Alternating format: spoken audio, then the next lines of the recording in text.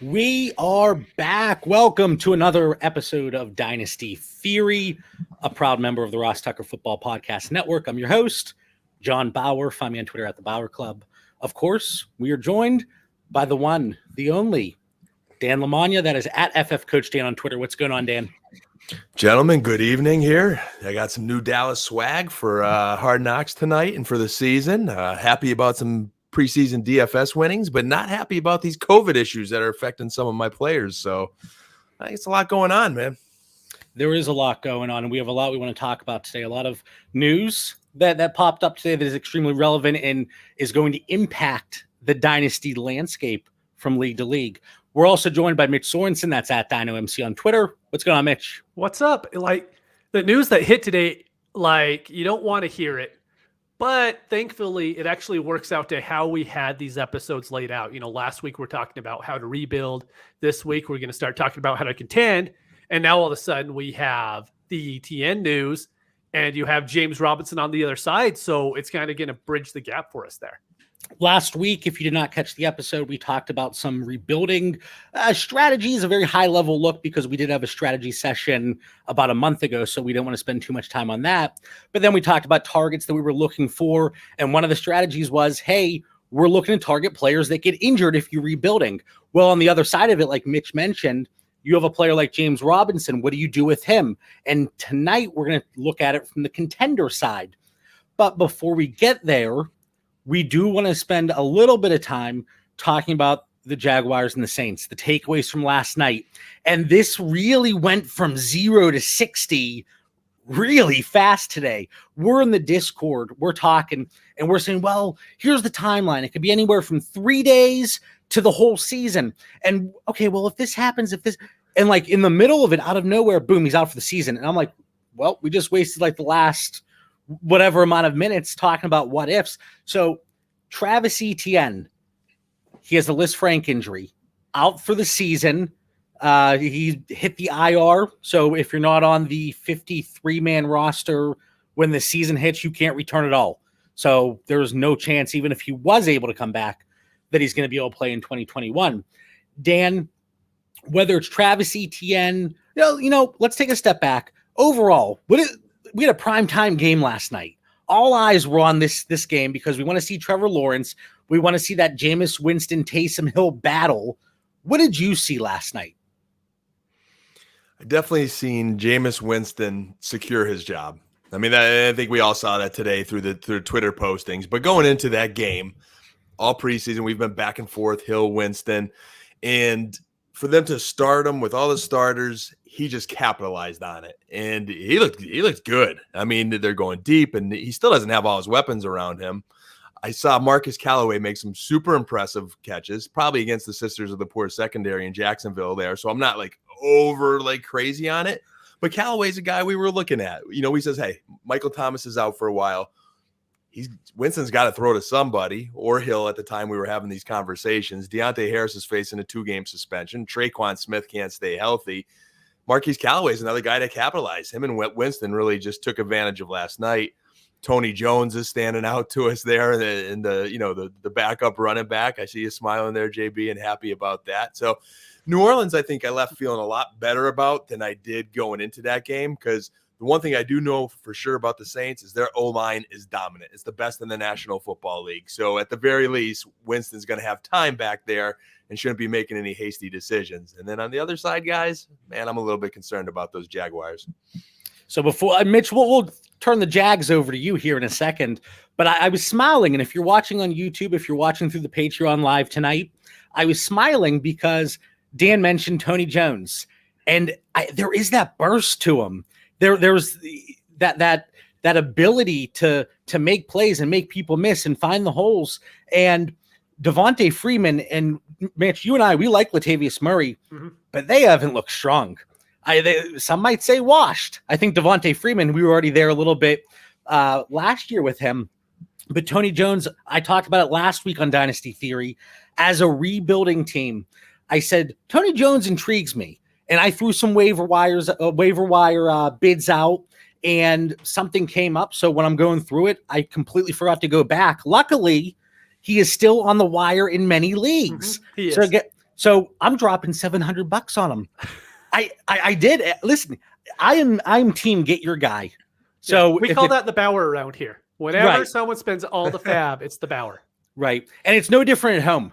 My wife checks the bank account. I said, don't worry. I spent all the fab. Don't worry. But we got our guy. So Tony Jones, Marquez Callaway, I'm shipping him off for a second. That's my takeaway.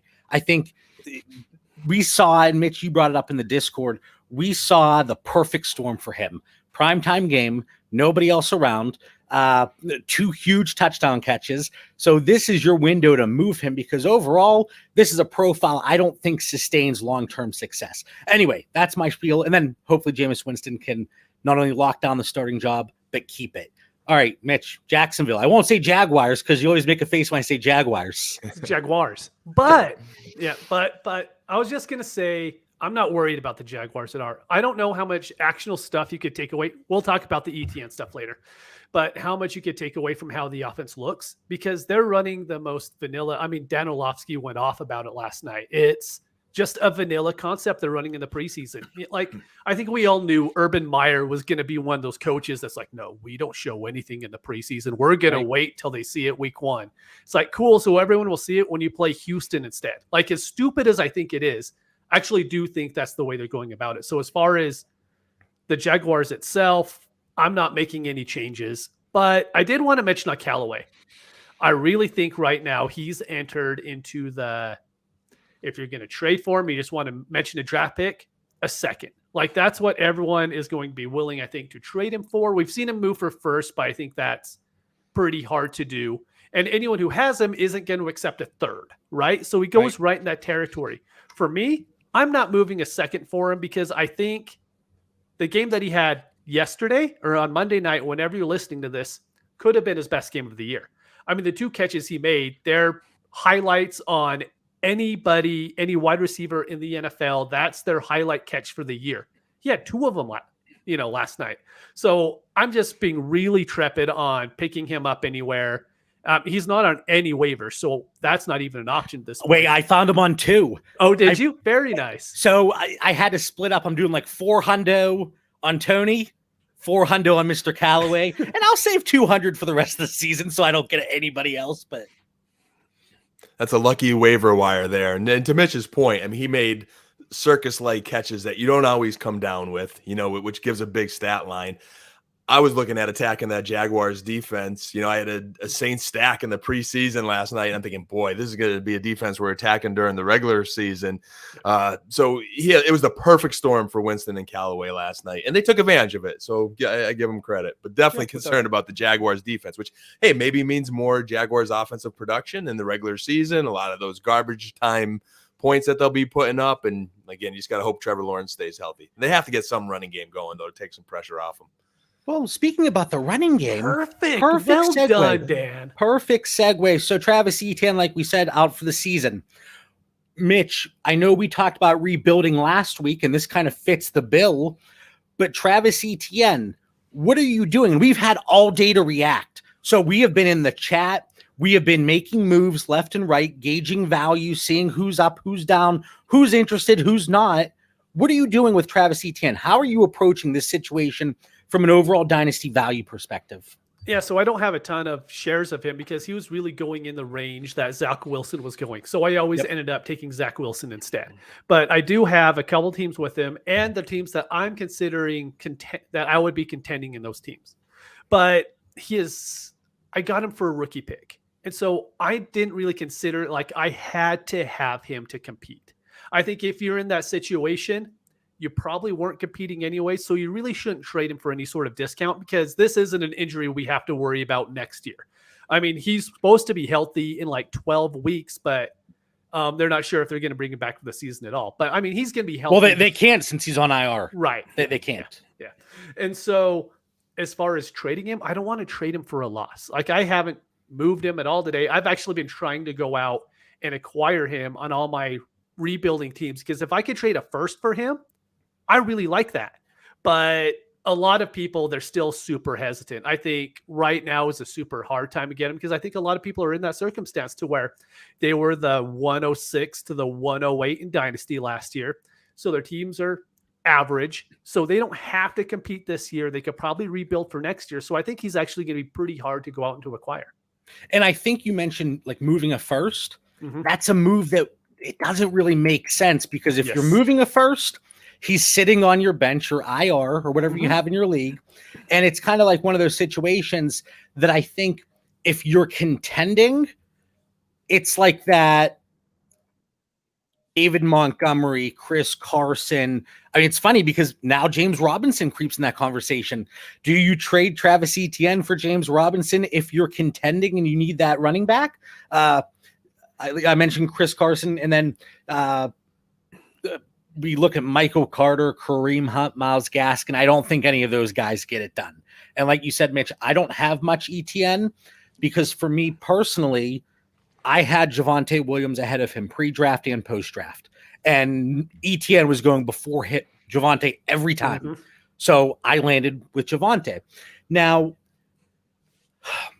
if you are rebuilding and you have like a Derrick Henry, okay, I would move Henry for Etienne in a first, and that's something that came up in the chat.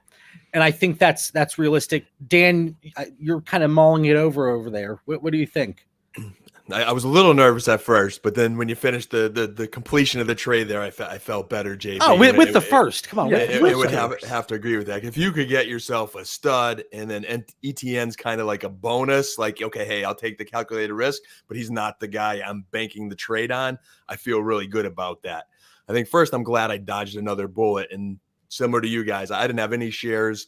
I think all three of us went mostly in a different direction in the draft. I was more Devontae Smith, Waddle, back end, and a lot of my rookie drafts.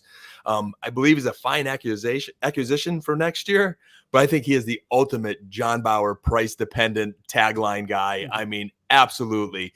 If it's a sell at fair value only, I'm not giving him away.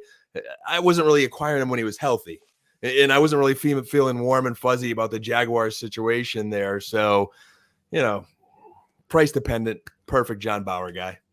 Terrace Marshall. Do you move Etienne for Terrace Marshall straight up today? I think that's kind of the range. Have to be competing. I mean, I would have to think that Marshall is going to somehow, I don't know, help me get in the playoffs. I mean, I can never see Marshall doing it, right? I mean, that's the problem.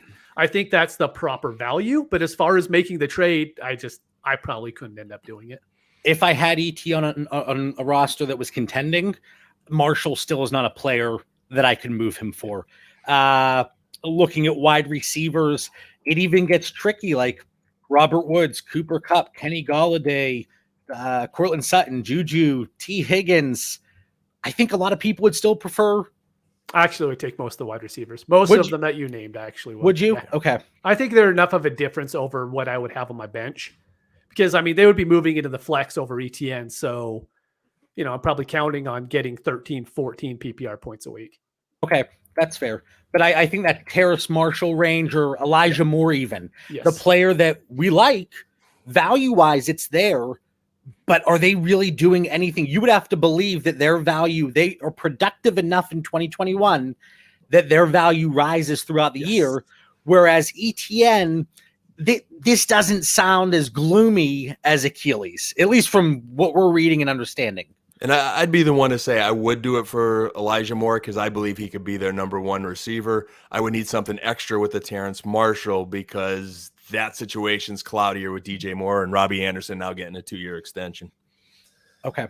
So Travis Etienne, that's where we are. If you're listening to this and you have a specific trade that you want to bounce off of us, DM us. Better yet, join the Discord. It's free. And we have fantastic conversations. Like, I was working up a sweat this morning. Yes, you were. Like, we had some debates in there. And I was in the heart of it. And then afterwards, I'm like, all right, we're all good. Kumbaya, we're all good here. But it was some fantastic conversations. And that's what we do 24/7, constantly. And I think the guys and gals in the chat get a little irritated when we do a live show because, they want to yell at us. They need us in there to yell at us. So, Dan. JB, if I could just segue in there, I see Owen's comment in the chat. If I put it up here, he says, is it a surefire injury that running backs return well from? And I think I saw that question asked a lot in chats today, and I'm no medical doctor, but I do value our Stefania Bell's opinion over there at ESPN, and I think she gave a good analysis, and that's where I would direct Owen to check out. She did think it was something that he could recover for a fine if he plays his cards right, and we'd be confident he'd be back next year, no problem. And there was a list I saw somebody, and I wish I could give credit where credit was due, but it was a good thread of running backs that sustained the Liz Frank injury, where they were the year prior, where they were post-injury 1 year, and then 2 years post-injury. And overall, like I said, it wasn't a death sentence by any mean, but I don't know. I would be not concerned. That's not the word. But the thing about him is, typically when you have an injury that you lose your whole season as a rookie, you kind of have that insulated value. Mm-hmm. But there are ways that his value could decrease here. And I think it goes one of two ways. One, that Jaguars offense is just so horrid that people are like, oh no, I got to stay away from it moving forward, especially Urban Meyer, Darren Bevel, they're both back next year. Or if James Robinson just lights it up again. I think so. Those are two possible scenarios, I think, where we could see a loss in value there for Travis Etienne. Mitch, I don't know. I don't know what. So are you wanting to get into the James Robinson portion of this now? Yeah, let's jump into it. Okay, so to hit off that, I don't think he's going to be valued. I don't really even care if he ends up being a top 10 running back again. I don't think people are going to value him because it's Chris Carson. It's always Chris Carson. It's the take lock. It's no, he doesn't have draft value, and so the community isn't going to value him. And that's, I think, always going to be how it is, no matter what for him. It's always going to be they're going to replace him next year, and it's going to be Etienne's coming back, so he's not going to play again. And so when I'm looking at James Robinson, I've actually seen many, including you, John, trade him for a first this week. Yep, or today. And I think it is such a smart move to make. I wanted to compare and get your guys' thoughts on this. So right now, as far as contending running backs that I think are easy to get because teams weren't counting on them in the first place, you have Darrell Henderson, you have James Robinson, you have Mike Davis. For some reason, Mike Davis is valued well below those guys. Yep. In my opinion, they all have the same chance of putting up the same PPR points next year. They're all the same. Like, I could see them at best, they're in a committee. More than likely, the better running back is going to come in. Maybe not the better in Jacksonville, but a running back is going to come in and heavily reduce their role. So in my opinion, while everybody is stuck on getting James Robinson this week, I'm okay going and get Mike Davis. He's such a lower price point to get. I think he's in a better offense, or at least an offense I could trust a little bit more than what's happening in Jacksonville. And then I think Darrell Henderson, kind of, those trades have already happened. If people have him, they're kind of stuck with him. But if you're asking me between the two, which one I would rather have going into the season, it's going to be Mike Davis. I could just trust that situation a little bit more. Let's get a little tricky here. Let's get a little sneaky, okay? What do you think about this? I have James Robinson. Mm-hmm. I'm a contender. He's my running back 3. Okay. And I have Nick Chubb and Alvin Kamara, whatever. I work a trade. Maybe it's via DM. I'm not throwing it out there on MFL yet. I'm not making it official, but I'm working a trade. Hey, Dan, what do you think about James Robinson? You like him. Will you give me your first? You're contending. Yeah, JB, let me think about this. Let me have dinner. It's 4:30 in the afternoon. I have dinner early. You do, Dan. You always do, though. Especially those pizza nights. You get that pizza delivered early, man. But I'm compelled by this story. Keep going. All right. So you like I had to get that in there, though. So you have James Robinson. I have James Robinson. You like him. You give me a first for him, but I'm still contending. I think I could get Mike Davis for like a second and third somewhere else. So now I lose minimal production, if any, in 2021. I'm still considering myself a contender. I get a first for James Robinson, and I move a second and third. And because I think I'm contending, and that's my second, it's a little bit later. At least I hope it is, until a couple more injuries hit, and then everything goes off the rails there. But now I have Mike Davis, who, again, I don't think gets outscored by James Robinson by a significant amount. And based on our updates and the projections, they don't see it that way either. So do you guys, I think that could work. I love that thought process. And I think that's an important thing our listeners could take from you here today, John, is not every trade is one and done. You are moving and projecting 2 trades ahead. And there's some of my favorite trades when you could get a couple guys in a deal and there's a good chance I can move one of them to get a different piece. Because I always look at my roster like a puzzle. And sometimes you get stuck in those little ruts where you haven't made a trade in a little while. And it's that one trade that gives you a couple pieces. And then it's like dominoes. Then it's like 2-3 trades. So love your thinking there. And that's very good rationale and great running backs to bring up, Mitch, and Mike Davis. I think there's a tier there of Zach Moss, Mike Davis, Myles Gaskin, Darrell Henderson, maybe even Chase Edmonds, or whoever you like. They're in that cluster where you could get them at a better value. Or even like a Jamal Williams, pivot. I had to get the word in there at least once, pivot. But especially with things coming out on DeAndre Swift. One report says it doesn't look like he's in great condition. Another one says, I don't know what they're talking about. He's hitting the holes. He's great out there. He's getting back to form. But Jamal Williams is a player. Naheem Hines in full PPR. Even Zach Moss, Dan mentioned him. I know there's question marks there, but if we can make a move there and then still get off of James Robinson for that first plus. Some people, I acquired him for Tylan Wallace, a first and a second today. And I felt incredible about that one because my price point was sitting here at just 1 first. So, I mean, if you could get someone like, I hate just throwing out names like this, but just keep the conversation going, like Chuba Hubbard. If you could get a first and Chuba Hubbard for James Robinson, God forbid anything happened to Christian McCaffrey, all of a sudden you're picking up another first later in the year, or at least a second, just for someone that you spent a fourth on 4 months ago. And as you reflect on those examples, if you get a Tylan Wallace or a Chuba Hubbard with a first and a second or a third, whatever it may be, you could keep one of those pieces for yourself. Now you've got 2 other pieces to trade elsewhere. It gives you a lot of flexibility. Or even, it's kind of all going together because we're talking about contending as well. If Devin Singletary, he's looked good. If you can get him in some type of deal, if you could do Kylan Hill in a first for James Robinson, I'm not saying Kylan Hill is going to match his production or even come close, but it sounds like he might have a grip on that third down role there in Green Bay. So maybe that's an option. Phillip Lindsay, Raheem Mostert. There's a lot of names that we can throw there, but take one thing away from this, especially Mitch and myself. James Robinson galore on our rosters, especially coming into today. We have another opportunity to cash out. Yep. We have been given a second chance. If you acquired him early or in the offseason and going into 2020, or really early in the season in 2020, you probably got a decent price and you were able to ride that out. If you acquired him later in the season or pre-NFL draft in 2021, you probably overpaid, but we have a second chance. Get the hell out from under James Robinson. That is the takeaway here. I can't say it anymore. This mic, it's a pretty solid mic. I don't know if I could be any more crystal clear. That's it.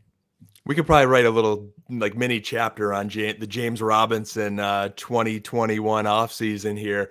I traded for some shares, couldn't wait to get rid of them. Now I'm thinking, okay, I'm watching my trade value of those past trades go up and down. It's pretty wild.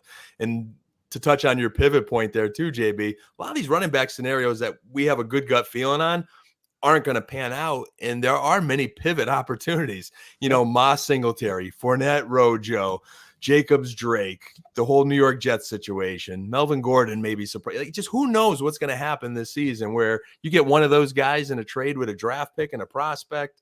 There's some potential. And we talked about some wide receivers. So Mitch, let me run through this here. Would you trade? Now, let's say in this situation, you're not contending, okay? Right. So situation A, not contending. Do you trade James Robinson for Elijah Moore? Yeah. Terrace Marshall? I think I could get more, so I'd probably say no. Robert Woods? Yes. No, I'm not contending. No, sorry. No. Cooper Kupp? No. Kenny Golladay? No. Chase Claypool? Yes, in a heartbeat. Smash the phone, I would do that. And actually with Kupp, if I think the league is active, I would be willing to do it. It's just, if I think I'm going to trade for Kupp and I'm going to have a hard time moving him afterwards, that would be the issue that I fall into. Good point. I could see that. And then one example, 16-team league, I moved James Robinson and MVS out there in Green Bay, Marquez Valdes-Scantling, for Deontay Johnson, and my man, who looked really good in the preseason week 2, Wayne Gallman. So I think that's a situation. I'm contending, and James Robinson was my running back 3B, I would say. It's a move I'm still willing to make to get out from under him. I was going to mention, and there's, now that we're talking about how league dynamics work, so there is a league to where, like, my team was average. I mean, it was just 14-teamer to where I'm right now I'm stuck. I have Darrell Henderson and I have James Robinson on that roster. I have received offers from one different manager, and that's it for Darrell Henderson. And I received from one today from the same manager for James Robinson. There is just nobody willing to trade for them. So then it turns into, what am I going to do? I can't take any more because they're going to be good enough to, they're going to make it so I'm not going to be a bottom 4 pick. And so now all of a sudden I'm like going to be the 106, 107, barely outside of playoff range. And so it turns into, well, should I make the playoffs and try to compete? But that's the trick in the 14 teamers. If you make the wrong guess, all of a sudden you set yourself back even further than previous. Can you package one with like a wide receiver? Can you package one with a quarterback? quarterback? No one is trading in the league. Like, the league is dead. It's a higher buy-in one, and anyone who is looking to get into higher buy-in leagues, I'm going to tell you right now, the activity is zero. You might find one that is active. All the rest are dead. I mean, completely dead, because everybody is so afraid to make a trade that it completely kills activity. So I actually hate those buy-ins now. But to go back to the original point, yeah, it's a higher buy-in, and so there's just no activity. I can't trade them. I think patience is going to be the key for you, Mitch. And when someone goes down during the season, hopefully those guys' stock is where you need it. You just have to pounce faster than the next guy. That's it. Now, here's my concern, and this was talked about in the Discord earlier today. James Robinson, there are a few different ways this can go. So obviously with Travis Etienne being out for 2021, James Robinson gets that spike. You weren't getting a first, or certainly not a first plus, this time yesterday.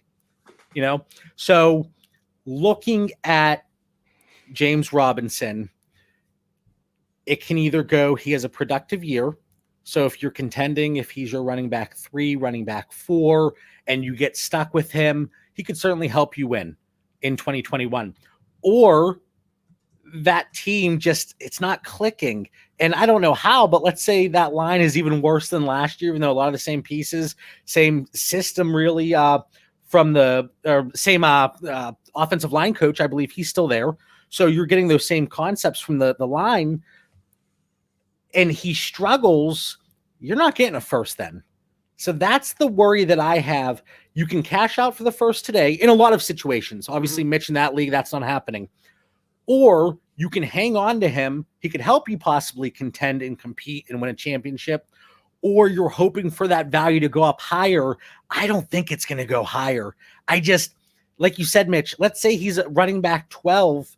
How much more are you going to get over a first? And is it worth hanging on to him at this point? Look, I was just going to bring up real quick before you jump in, Dan, is David Montgomery. He was running back 11 or 12 last year, right?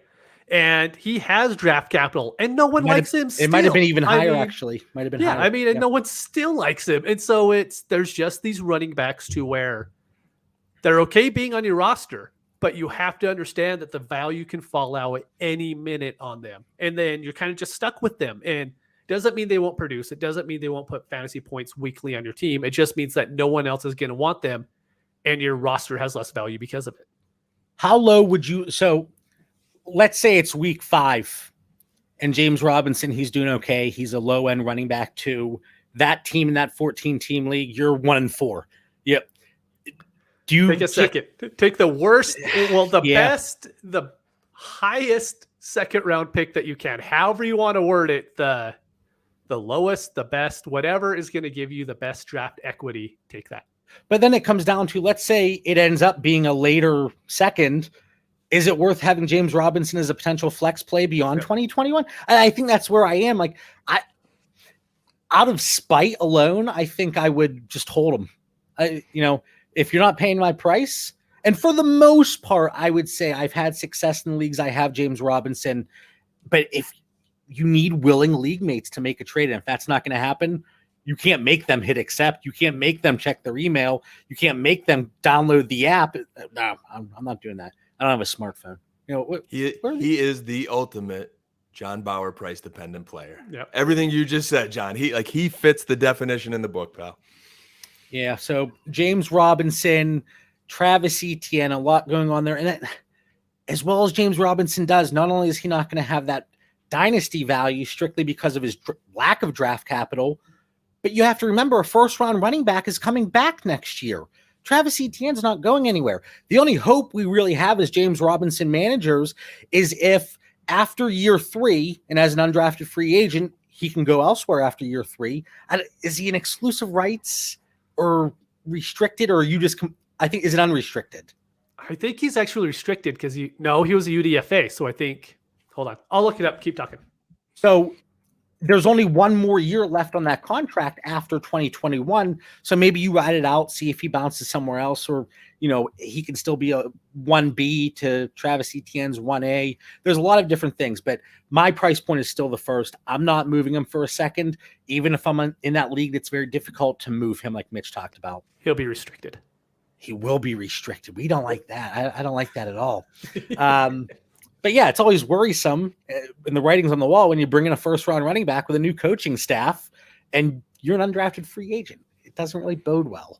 So you have to get it first. I think your best bet is you're a contender, and that team's got to be pass happy because they're going to be behind all season, and he could catch the ball. Etienne's not there. He could get you some solid fantasy production this year. And then you just got to be mindful next year. This is a team in a rebuild. They should hopefully get a little bit better. Hopefully the O-line continues to get a little bit better, but then it goes back to Etienne being the guy, and you've got yourself, like you guys said, a solid flex play. Yeah. So again, oh man, I'm getting so riled up. I just elbowed my wall over here. So if there were any specific trade questions, hey, I got this offer, not really sure about it, just run it by us. DM us, reach out to us. Again, link is in the description of the episode on whatever platform you typically listen to Dynasty Theory.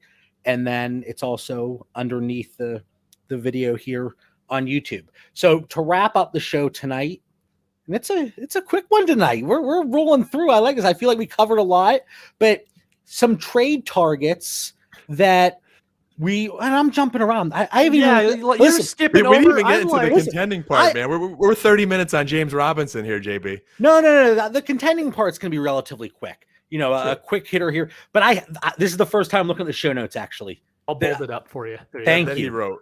I wrote them, but the conversation, it's just been flowing. We didn't even need it. All right. You're contending.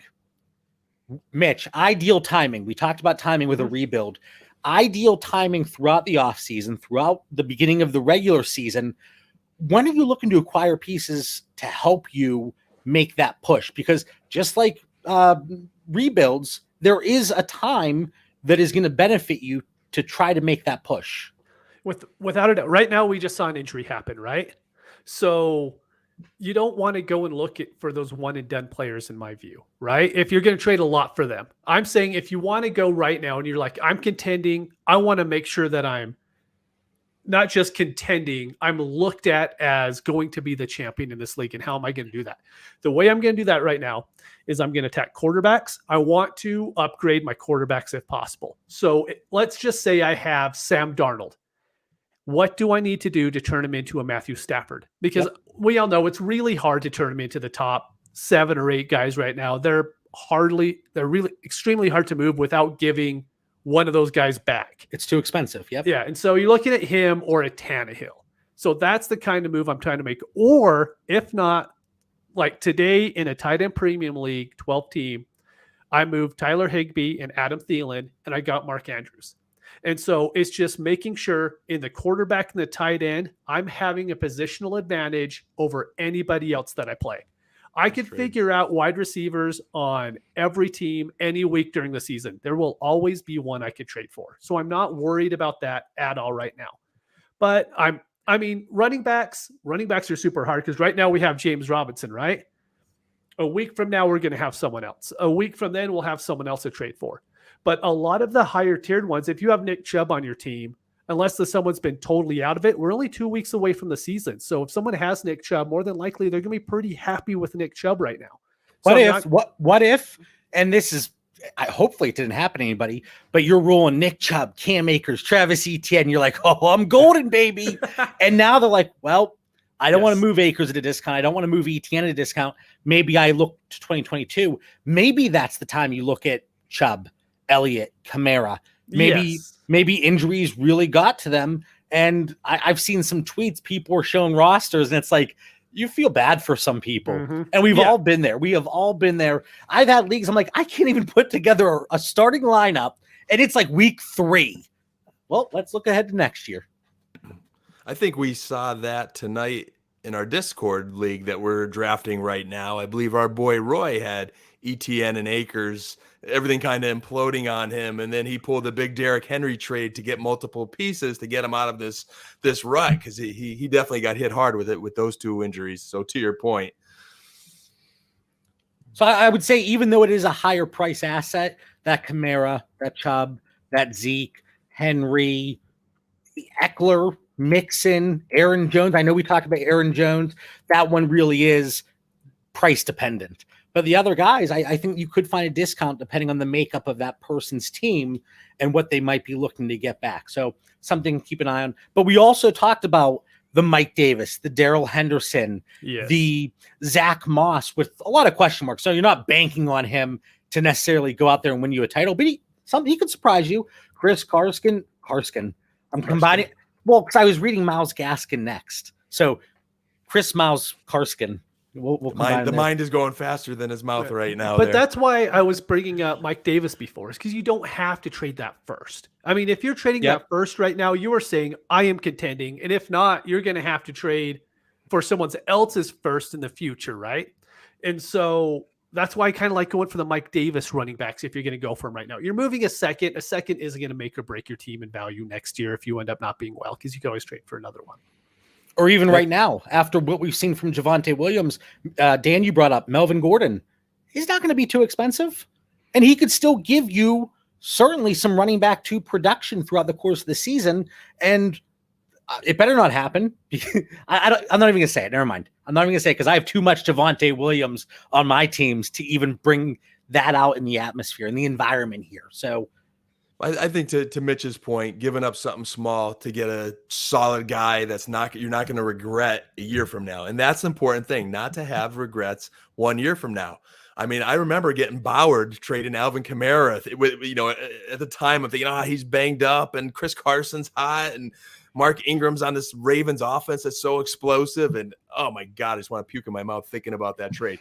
But it was a great lesson for me. And I've taken a different approach. And I think for leagues that have a trade deadline, which is most of them. Okay. We've got a couple of leagues that don't have a trade deadline, which is kind of cool. Cause then, hey, you're in the championship game. All right. I know I'm in for the money. I might throw more chips on the table, but otherwise I think it's slow and steady all the way. And when we ended last year's season and we were allowed to trade again, some leagues that was right away. Some leagues we had to wait a little while.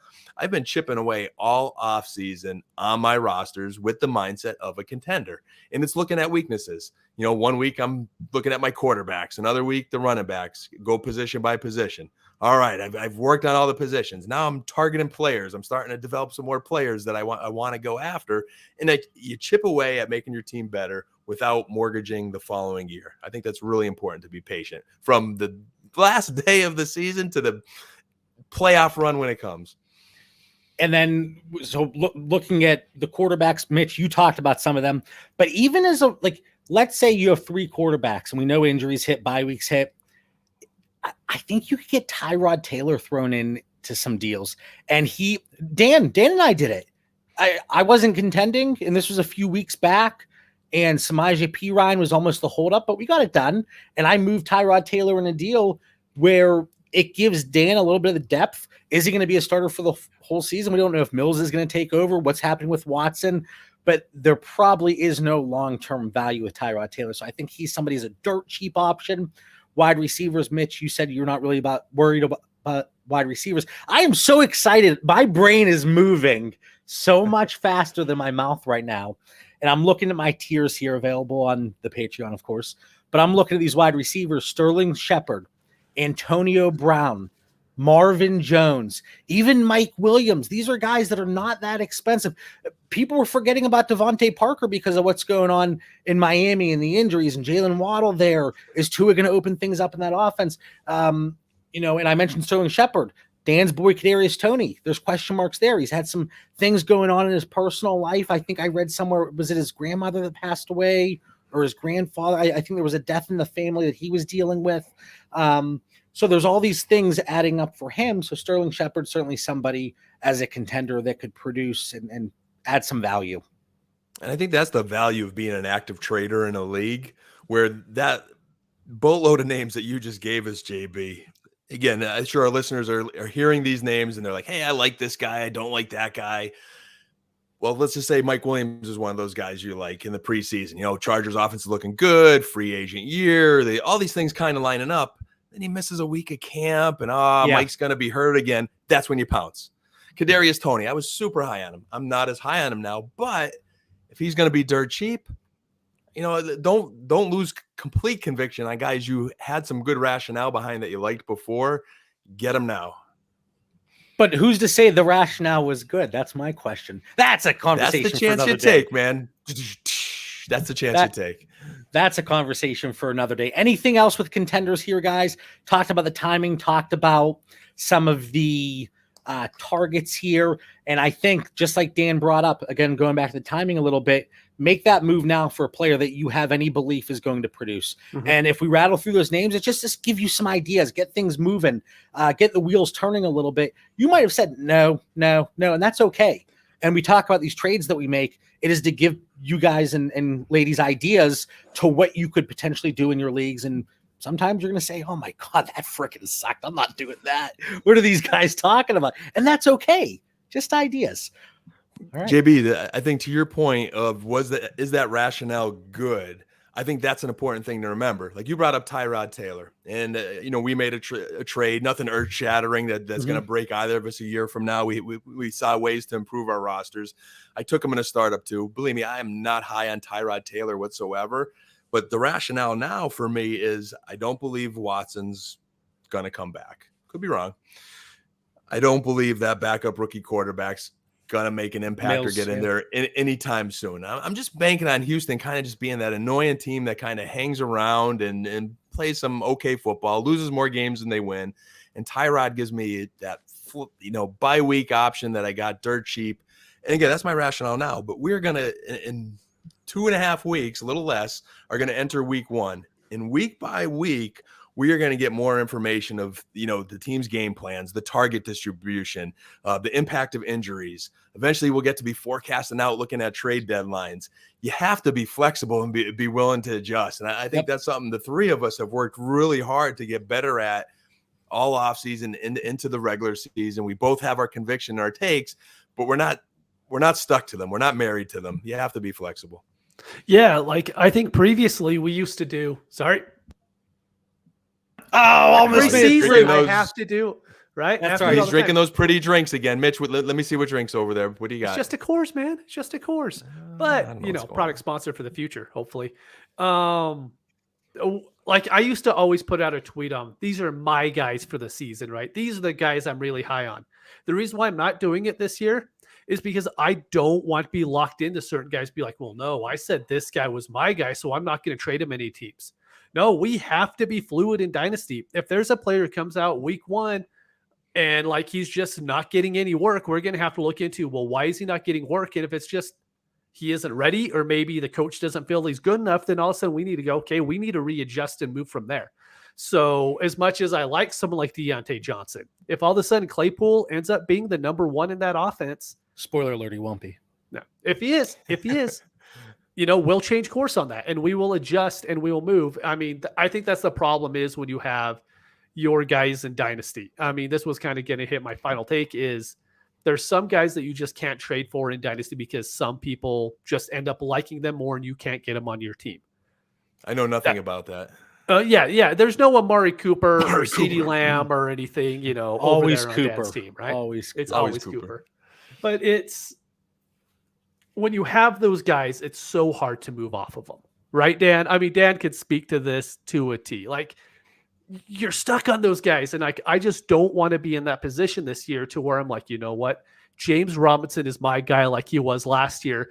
Then all of a sudden it's March, and I'm like, nope, they're not draft. They are not going to draft anybody, and they draft someone. You're like, well, there goes 10 teams. Because then it's like, and I'm this way too. And Mitch, I know you're like this. I don't think Dan is as messed up in the head as we are, but the stubbornness comes into it a little bit. Oh, no, I planted my flag. I'm sticking with it. And you know what? I'm going to triple down, quadruple down. I'm going to go get 10 more shares. And then it happens sometimes. And that it's a stupid way to do it, but you get stubborn. Happens. You're right. Hey, I am okay with my Drew Lock shares, but I'm not going to let you pick on him anymore. Final thoughts. I have a final thought, and I want to lead off. So, one, Mitch and Dan, are you going to be joining us on September 9th for the watch party that Thursday? Yes. Dan, are you able to jump on? I am. All right. I'm gonna be a little scatterbrained. I mean, I'm gonna be loud. You might just be watching me break things in the background, but I'll be there. But what we're doing, anybody that's not familiar, again, I try not to plug it too many times. I tweet about like 50 times a day. Everybody has me muted at this point. But the Patreon, what we're doing at least once a quarter, and it really worked out well to kick off the season. It is the Tampa Bay Buccaneers versus the Dallas Cowboys, Thursday, September 9th. We're going to jump on about an hour before the game. It's literally just to shoot the crap, you know? We're going to get to have face-to-face interactions with people that we talk to, probably more than our families at times. And it's going to be fun. We're going to throw back a few drinks and just have a watch party, essentially. And I think it's going to be a really good time. But my other final thought, for the most part, I have been very, hey, don't read into preseason too much. Don't do it. But, and to plug Underdog, use code THEORY, $25 bonus if it's your first deposit. You know who's a guy that I've been reaching for the last 3 I've done? Wayne Gallman. Well, I'm always reaching for him. Pat Freiermuth. For best ball, I think we could see some of those like 2 touchdown splash games. So, and Eric Ebron, if he keeps dropping them, it seems like Ben, he gives Pat the nod over there and he's going to him. So I don't talk about best ball too often, but Dan, you're rubbing off on me, man. So Pat Fryer was somebody later, like tight end 30 range, somewhere around there, somebody that I'm looking at. So that's just what I'm doing. So tight ends as freebies at the end of those Underdog drafts, which is nice. And if you score the right one, and hey, even in Dynasty, that little sneak peek we saw in the preseason of Freiermuth there getting those touchdowns. And JB, don't worry, Eric Ebron's not going to stop dropping balls. He hasn't figured that out in his tight end career. He's an athletically gifted dude that will make some plays for the Steelers this year, but the drops are frustrating. I know. All right, so after 131 episodes, a really exciting episode. If you didn't listen to last week's show, go back, talk about some of our rebuilding targets. So 131 episodes in. Dan, what's your final thought for the listeners? Before I even get to my final thought, Mitch, episode 131 is going to go down in Dynasty Theory history is like the John Bauer, I want whatever he was drinking tonight episode. Because I'm worried about Mrs. Bauer after the show here. It's like, she's not going to get any rest or relaxation. You are wound, man. Like those show notes tonight. For our listeners, we have show notes. We didn't even go by them tonight. They are out the window. You can tell the episodes that I'm always excited to jump on with you guys, but the episodes that I'm through the roof, I don't hide it very well. And this is one of those. I was just so excited to talk about the stuff that we wanted to bring up tonight. I can't help it. Definitely feeling the energy. I might go off to the side after, do some push-ups and some sit-ups. You've got me incredibly fired up, but my final thought for tonight is I think there's one more preseason week that we got to hold our breath a little bit. Not for all the teams, but keep following. Certain teams are using this as their final tune-up game. Some teams used it this past week 2. So I want to get through that game to know we got these guys for the regular season. And guys are really starting to get into, better game shape. So feel pretty confident about that. And 16 days away from our Bucs Cowboys, man, just to kick off Thursday Night Football and our watch party, as you mentioned, JB, it's going to be a blast. It's going to be a lot of fun. All right, Mitch, what do you got? So I mentioned this a few months ago, but I'm going to bring it up again because I think it's the perfect time to. And it's worked out extremely well for me. Not so much for you, John, but for me, it's worked out extremely well. Update your trade bait and specify what you were looking for in the notes. If you're looking for a wide receiver, say wide receiver. If you're looking for a wide receiver 2, say wide receiver 2. It's helped me in so many leagues to where instead of me having to go out and send offers to everybody, I'm all of a sudden getting offers. I'm like, okay, so that gives me an idea what you want, and I could counter off that. Or sometimes, you just accept and move on. I mean, I had a few teams to where when Carson Wentz went out, I went and updated all of my trade baits, and all of a sudden I got offers for quarterbacks that I never would have even thought of in the first place. I accepted them, and then all of a sudden those teams are perfectly fine. Lo and behold, Wentz is going to be back by week 1 more than likely, and so I didn't need to, but updating your trade bait and then specifying what you want helps out so much, especially if you put picks, it's not going to do anything. If you put young players, that's not going to help. Mitch, I really wish that would go viral in the Dynasty community, because I remember the last time, I don't know how many episodes ago it was, I tried to do that a little bit, and I think I had some results from it too. And even now when I try to post, I'll say, hey, looking for a receiver and a draft pick, and then you get some offers that aren't quite what you were thinking or hoping for, but then you get some that do. But I think it does kickstart and help trade talks in leagues, which we all enjoy very much. Not that it was completely earth-shattering and it's really going to make a huge difference, and it might not at all. But the league that I got Tylan Wallace a first and a second, I said my price tag is a first. But in that chat, I just went and I got a little lucky in terms of what I got in return. I just said James Robinson on the block. But there's other leagues that I'm in with you gentlemen, and I said, and I use that term loosely, I said James Robinson for a first. That's what I'm looking for. That's my price tag. I'm not negotiating outside of that. So if you want to send it, send it. If not, great. And recently I went and cleared all of my trade bait at least. So I no longer have players that might not be on my roster. Does that update automatically now? It updates. Yeah, okay. It updates. I think there was a stretch where it didn't. So it's like, okay, I have Chris Carson on my roster. I traded him 2 months ago, or on my trade bait, and I traded him 2 months ago. Anyway, this was a fun episode. I just elbowed the wall again. I'm Italian, All right, we want to have to rearrange the whole room next week. Watch.